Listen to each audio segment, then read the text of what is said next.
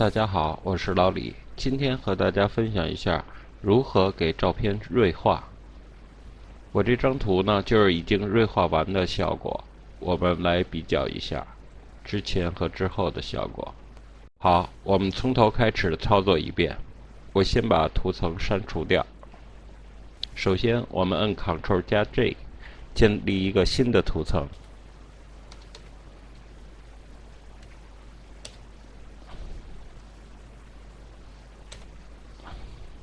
选择滤镜底下的其他中的高反差保留，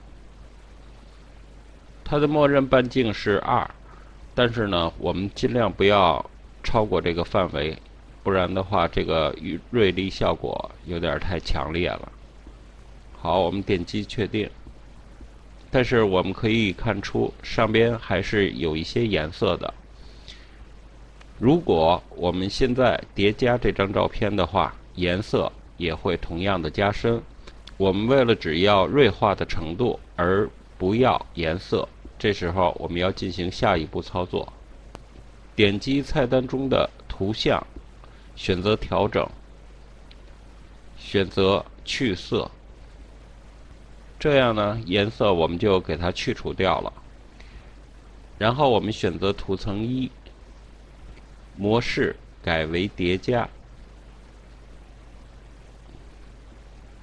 现在的锐化效果就出来了，我们比较一下。